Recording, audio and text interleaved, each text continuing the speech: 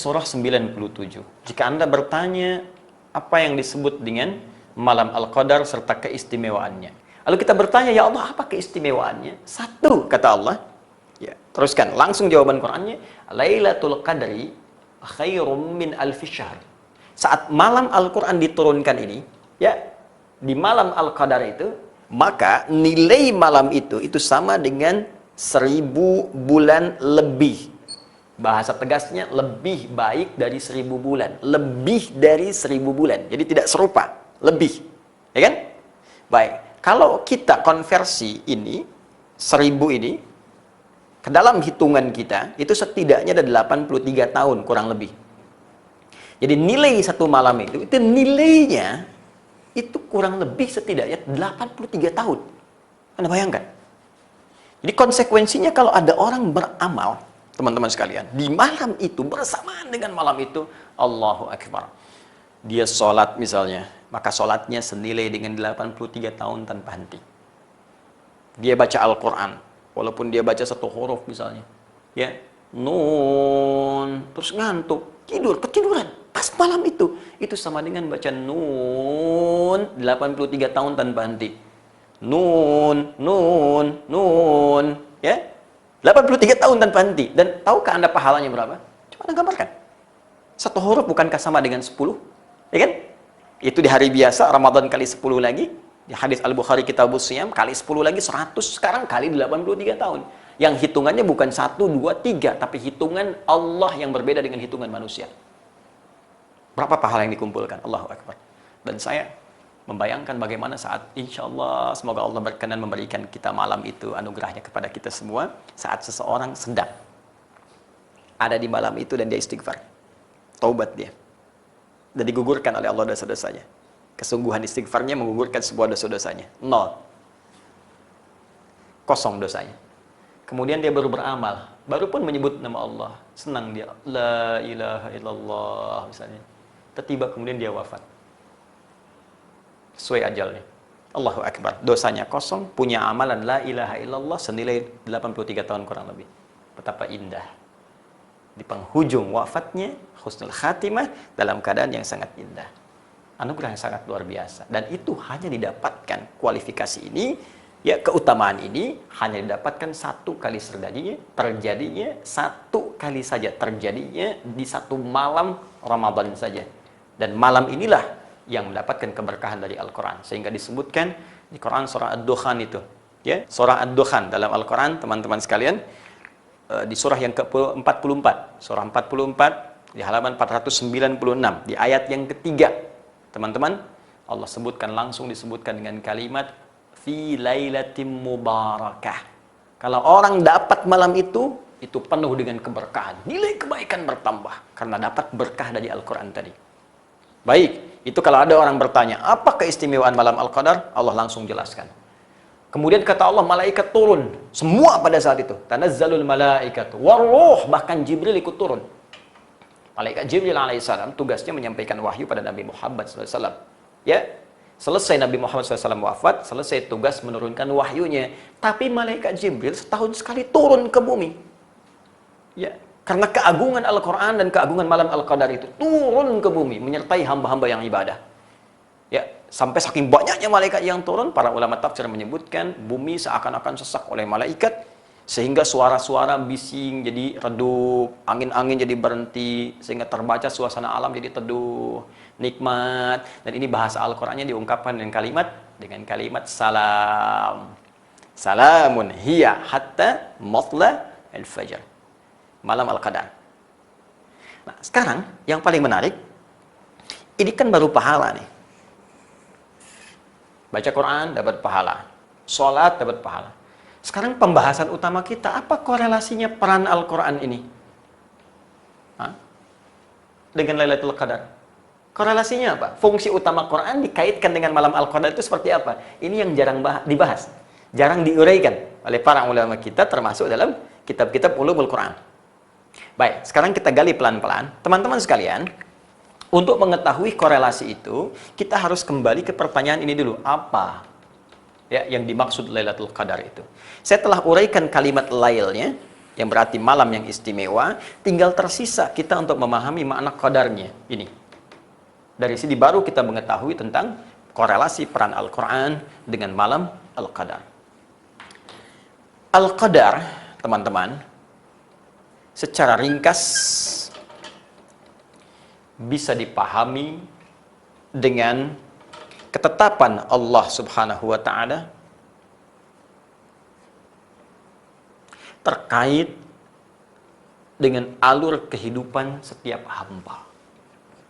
Alur hidup kita, bahkan dari sebelum kita ada, dilahirkan, berkembang hidup, wafat, sampai kembali kepada Allah, itu terkait erat dengan qadar Allah Subhanahu wa Ta'ala.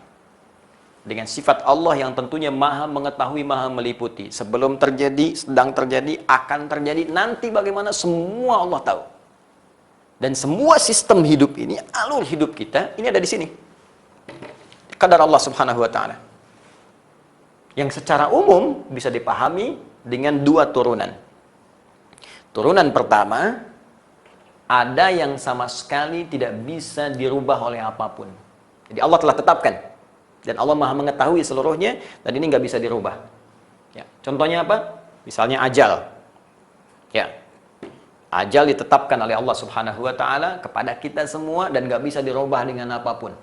Ya, awas, jangan keliru memahami. Ajal itu batas usia kita. Ya, misal ada yang 63 tahun, 64 tahun, 65 tahun, 80 tahun, lebih daripada 100 tahun, ada. Nah, hukum ajal ini tetap oleh Allah. Sebelum kita kemudian bahkan terlahir dalam rahim ibunda kita, itu sudah tetapkan oleh Allah Subhanahu wa Ta'ala, ajal si fulan sampai sekian gak akan merubah. Ya, dia berdoa pun gak akan nambah ajal, tetap ketentuan. Itu ada di Quran surah ke-7 Al-A'raf misalnya, ayat ke-34. Walikulli ummatin ajal. Setiap umat, jangankan 1-2 orang, semua umat yang pernah ada di bumi itu punya batas usia, batas hidup. فَإِذَا جَاءَ أَجَلُهُمْ لَا يَسْتَأْخِرُونَ سَاعَةً وَلَا يَسْتَقْدِمُونَ. Jika sudah tiba ajalnya, maka nggak akan bisa dimajukan, nggak akan bisa dimundurkan.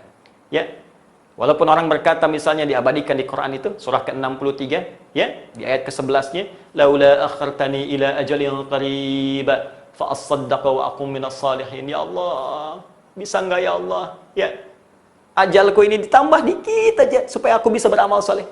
Surah 63 dari ayat 10 bacanya sampai ayat 11-nya supaya sempurna kita bacakan. Ya, kata Allah nggak bisa. Nggak bisa. Kalau sudah ada ajalnya bagi setiap jiwa, nggak akan bisa maju, nggak akan bisa mundur. Ini contoh pertama yang nggak bisa dirubah dengan apapun. Ya, ini ditemukan misalnya dalam referensi hadis Nabi Sallallahu Alaihi Wasallam. Kita ambil yang paling gampang untuk diakses di Al-Arba'in An-Nawawiyah.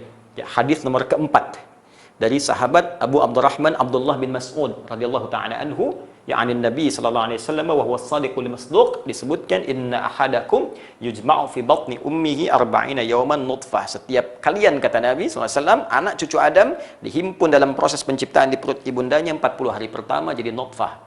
Ya, pancaran antara spermatozoa ya, menyatu dengan ovum berproses. Thumma yakunu mithla dzalika 'alaqah, thumma yakunu 'alaqah mithla dzalik. Kemudian 40 hari kedua berproses jadi alaqah, zigot yang menempel di dinding rahim. Thumma yakunu mudighah, ya, mithla dzalik. Kemudian 40 hari lagi berubah jadi mudighah, berubah menjadi mudighah, sudah mulai terlihat keratan dagingnya, nampak. Ya, thumma yursalu ilaihil malak, dan diutus malaikat pada usia 120 hari, 4 bulan kandungan tadi.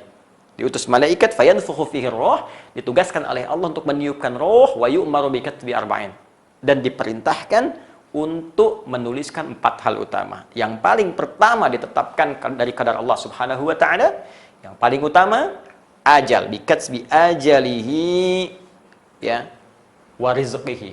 Dituliskan rizki bersanding dengan ajalnya, ajal plus rizki. Ya, jadi bersanding. Makanya saya sering katakan rizki kita sudah tetap. Ya, kalau Anda buka Quran surah ke-51 misalnya, di ayat ke-22 paling kanan sebelah bawah agak ke tengah, wa fis samaa'i rizqukum wa ma tu'adun. Di langit rizki kita telah ditetapkan. Ini qadar Allah. Ini enggak usah takut. Ya, Anda beramal soleh dapat 1 miliar, beramal salah pun 1 miliar juga. Jadi kalau bisa soleh, kenapa pilih salah? Cuman ketika mengerjakan yang soleh, berkahnya itu tinggi. Yang salah nggak ada berkah sama sekali. Ya, itu yang membedakan. Jadi saya ingin berikan pesan kuat ya, jangan pernah mencuri, jangan korupsi, ya, jangan berbuat curang karena merugikan diri sendiri. Jangan dikira kalau korupsi harta makin banyak. Tidak kawan, harta Anda tetap segitu. Sampai meninggal nggak akan bertambah, nggak berkurang. Anda cuma melelahkan diri sendiri saja. Tinggalkan perbuatan curang. Karena Anda berbuat dengan cara yang benar pun dapat segitu juga. Cuma beban hidupnya Allah ringankan. Begitu butuh diberikan, tata. Sehingga terasa nikmat penerimaan dalam diri kita. Itu poinnya. Tapi yang ingin saya katakan adalah, ini sifat qadar yang sama sekali nggak bisa dirubah dengan apapun.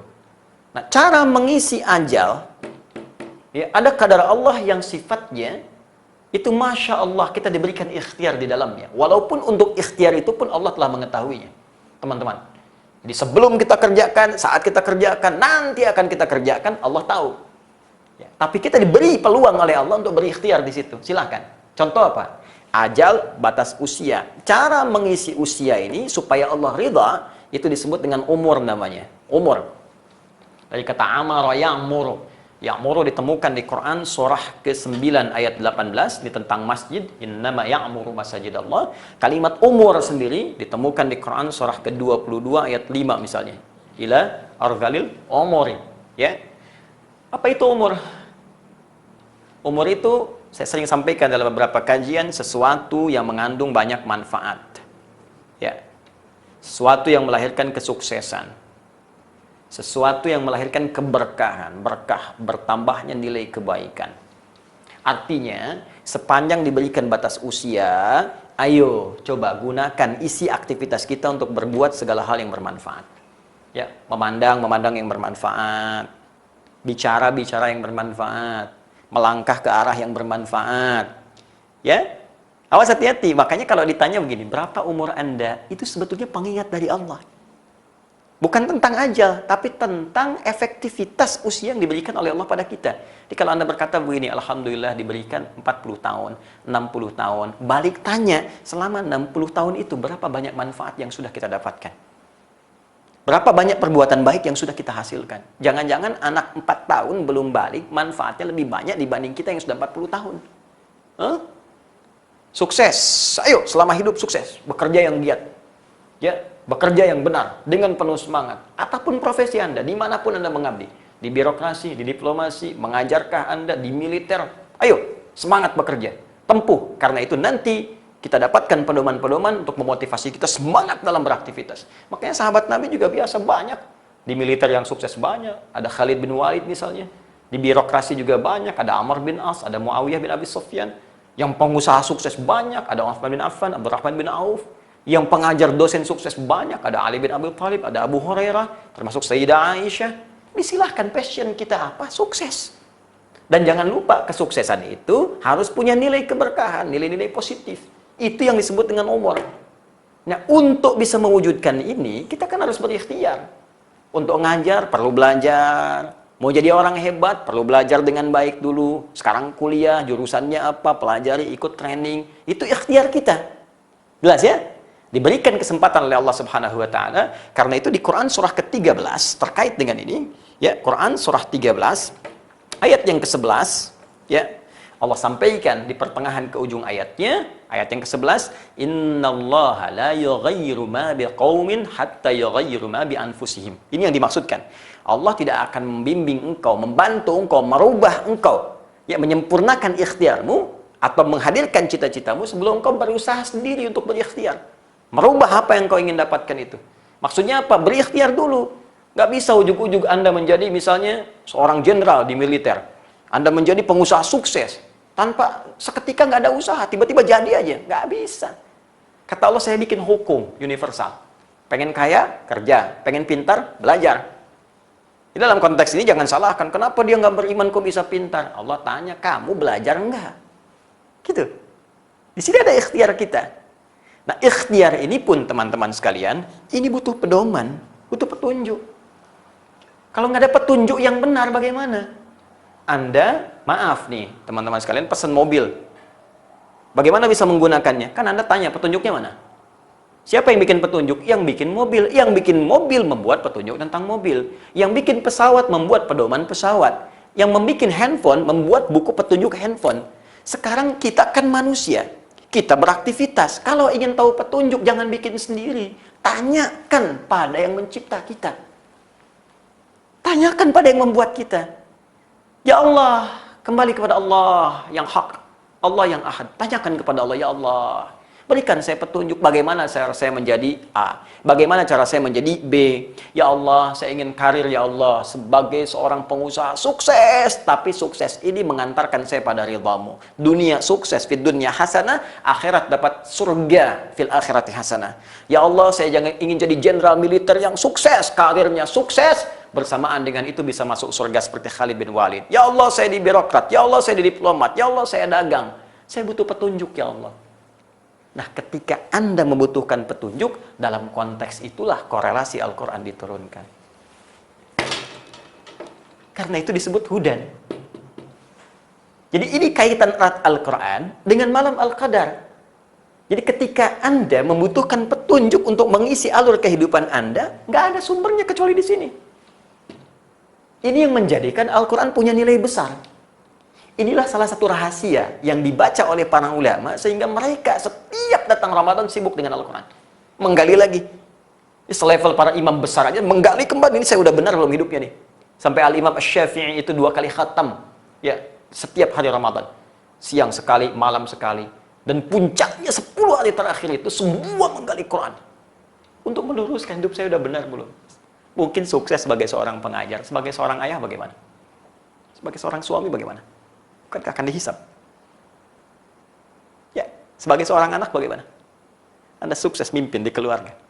Ada istri sukses dibimbing, anak dibimbing. Tapi apakah bakti Anda pada orang tua juga sukses? Akan mempertanggungjawabkan apa yang kita kerjakan. Karena itu, saya ingatkan kita akan wafat. Kita akan pulang. Kita akan kembali. Dan ketika meninggal, status dunia semua lepas. Maka itu saya mengajak kepada semua, tanpa kecuali. Renungkan, dikala kita kembali. Kita pasti akan pulang menuju Allah, tanpa gelar dunia yang kita sematkan, kecuali amalan benar yang kita lakukan. Dan amalan itu bisa menjadi benar dengan petunjuk Al-Quran. Jadi ini yang ingin saya sampaikan, mengapa malam Al-Qadar begitu penting, terkait dengan peran Al-Quran, karena ada korelasi peran sebagai bimbingan kehidupan kita. Jadi, di sini banyak disimpulkan bahwa malam Al-Qadar itu adalah malam yang sangat menentukan. Malam Al-Qadar adalah malam yang bisa merubah kehidupan kita. Dalam arti merubah itu adalah petunjuk-petunjuk Al-Quran. Bila kita amati dengan benar, itu akan memberikan pengaruh yang dahsyat dalam kehidupan kita. Bukan sekedar dosa diampuni, pahala berlipat, tapi di sini akan kita temukan sejatinya jati diri kehidupan kita. Nah, pembahasan ini menjadi penting untuk kita uraikan supaya kita mengerti betul apa esensi Al-Quran pada kehidupan kita yang bisa mentransformasikan orang jahiliyah menjadi khairu ummah, sekaligus juga teman-teman sekalian memberikan peran luhur dalam kehidupan dunia ini.